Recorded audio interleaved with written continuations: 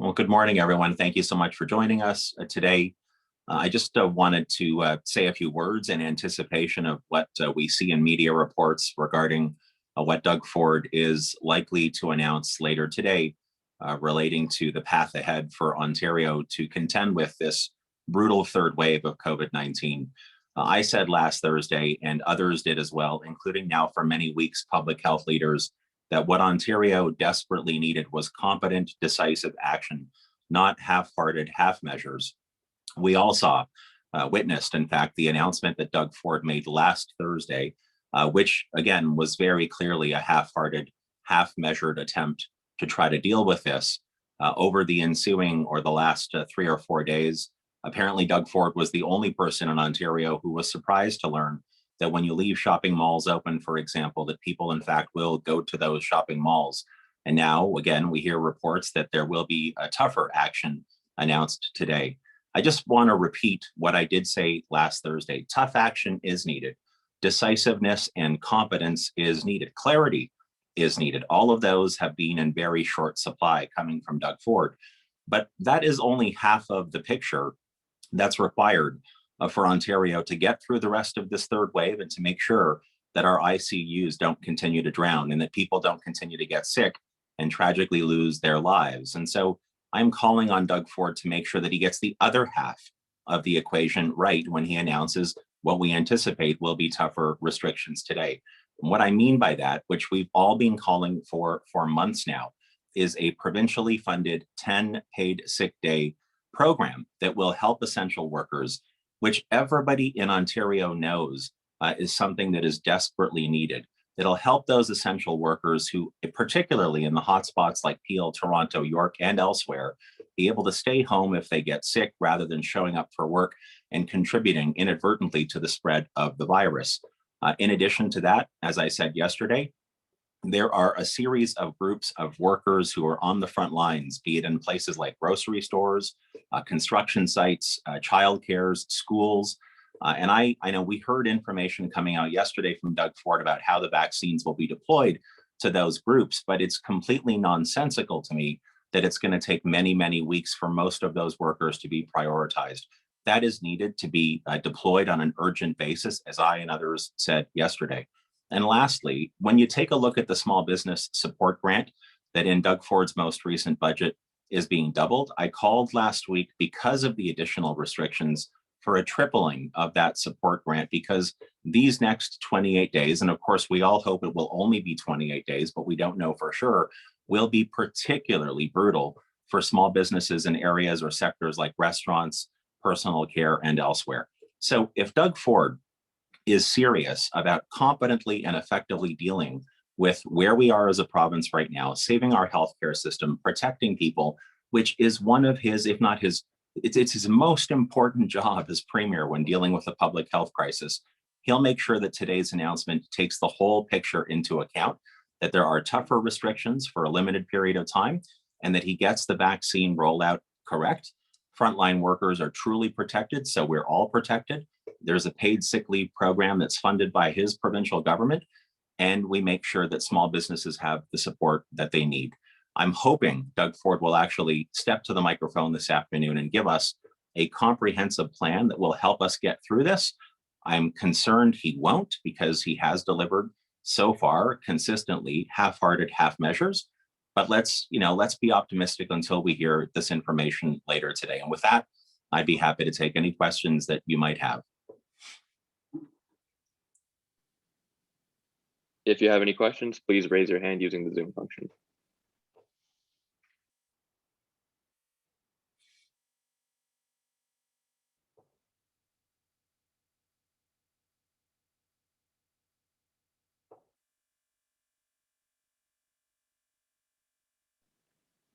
Colin DeMello, CTV Toronto.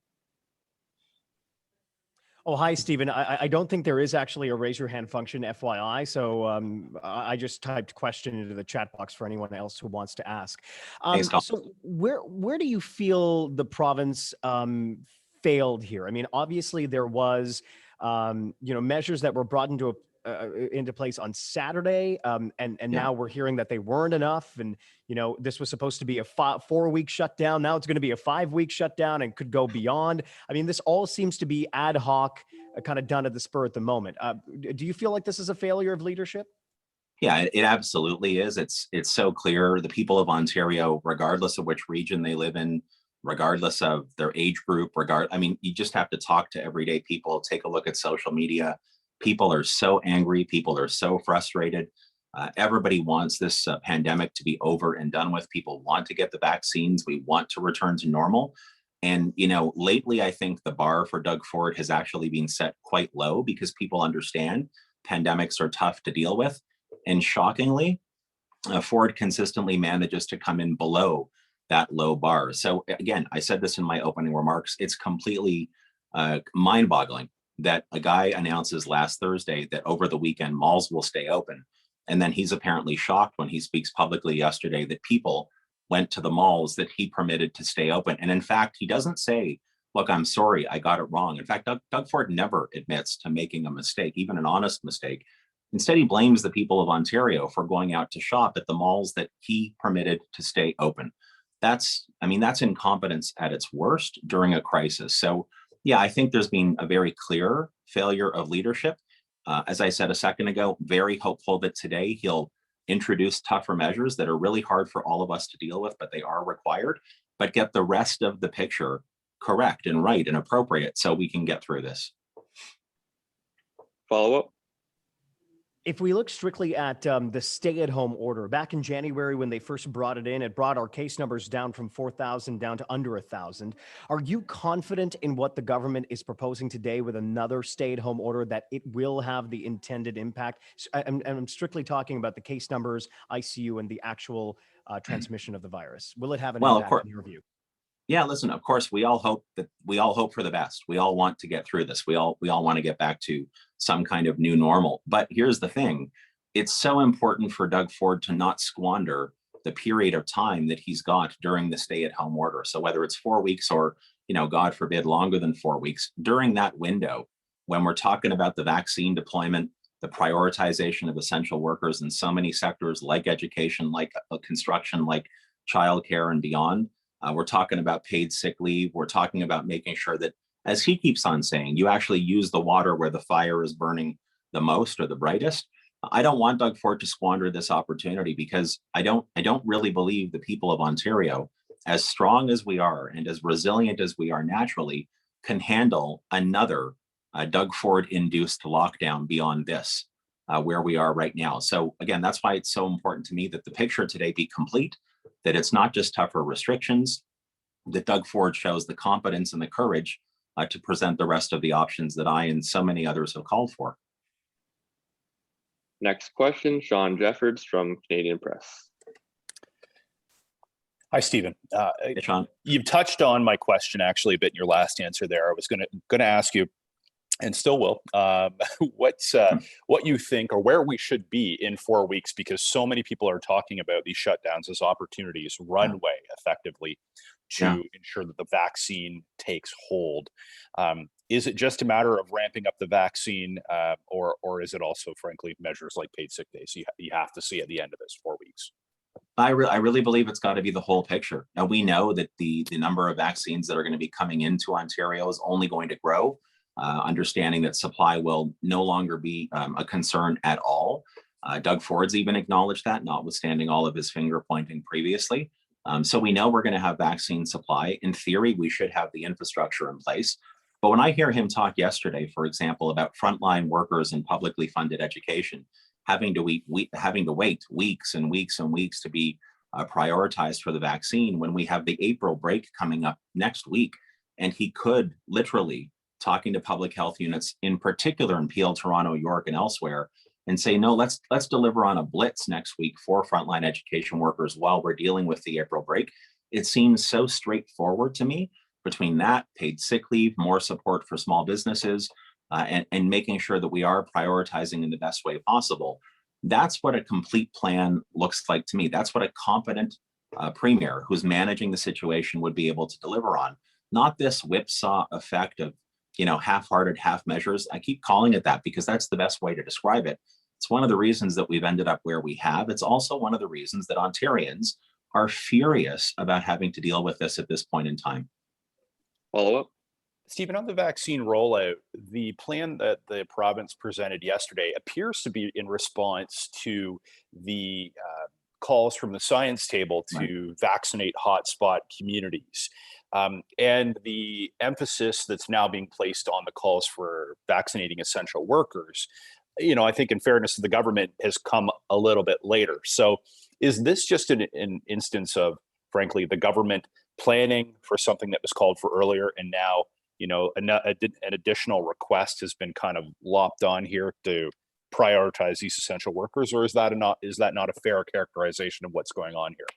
Yeah, it's really hard, I think, for any normal everyday Ontarian, me included, to figure out or decipher exactly who Doug Ford is really listening to, exactly what's going through his head, because it's been all over the place and so incoherent and confusing now for many, many months.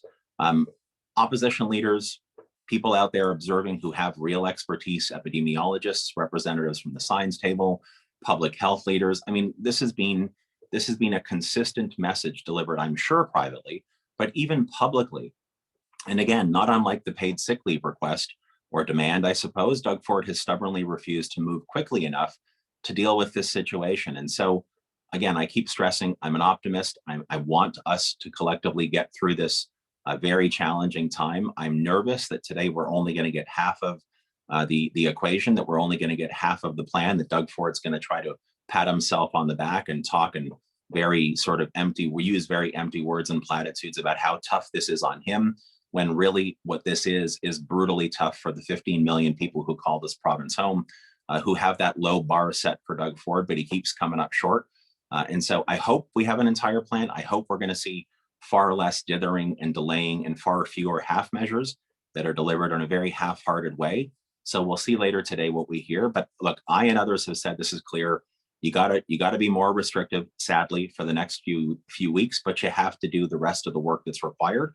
So ICUs aren't drowning, so people aren't getting sick, so people aren't losing livelihoods, and so people are not tragically dying. And that's what I sincerely hope Doug Ford will do. Next question, Jeff Gray from the Globe and Mail.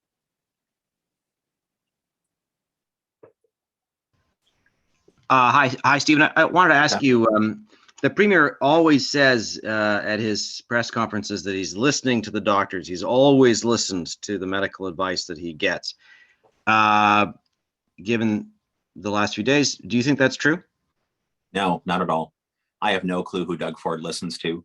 I think he rationalizes his decision-making, which is horribly poor and incompetent, by conjuring up anecdotes about imaginary, fictitious people that he's spoken to. That's not leadership, Jeff.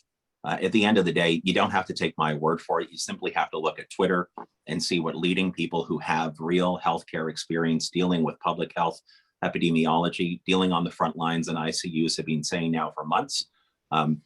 What I believe every opposition leader has been saying, what the federal government's been saying, the only person who's been completely, stubbornly intransigent in this regard is Doug Ford. It really does beg the question, who's he listening to? What's happening in that cabinet room, in that caucus room? What other interests has he been talking to? Who's been lobbying him? It's certainly not anything, again, that's competently coming from the people of Ontario. I keep stressing, I believe the bar is being set pretty low now for months, but Doug Ford keeps coming up short. He's only got one person to blame we have only one person to blame for the situation we're in. And that's where the buck stops. And it stops with Premier Doug Ford. Follow up. I just follow, we've got the local medical officers of health in Toronto and Peel and some other places closing schools. Yeah. Do you think the province should announce that it's closing all schools? So look, I think first of all, it's insulting to parents. And many of you have heard me say, my wife and I are parents of two daughters who are in an elementary school here in York Region that, by the way, is currently closed. It's insulting to all of us who have, and those who work in schools right across this province, who have dealt with so much anxiety and concern about the safety of our kids, the safety of the system. It's brutally insulting for Doug Ford and his education minister to keep saying things like the schools are safe, the schools are safe. when Peel Region shuts them down. In fact, yesterday, as the Premier was saying those empty words, those hollow words to the people of Ontario, Toronto's public health, the TDSB, was announcing their schools will be closed at the exact same time. It's incompetence on an epic scale. So we're just a couple of days away from the April break. I trust what local public health leaders believe is right for each of their regions. But the most important thing for me as a parent and as a politician is to say, you've got the break week next week. Why not set up the infrastructure, treat the schools themselves as vaccination hubs, and tell teachers and custodians and principals and support staff and education assistants and school bus drivers, you got 5 days, you got 6 days, you got 7 days, go to your school, the school that where you're employed, the school that you pour your heart and soul into, get your shot. And that way, we'll never have to close schools again, I hope, for the balance of this public health crisis. And instead, with all of the facts coming in that sort of refute the platitudes Doug Ford delivers, he continues to hold fast to this notion that schools are completely safe and don't have to close. It is just, again, it's just complete and utter incompetence. Okay, there are no other questions on the line. Thank you. Thank you, everyone.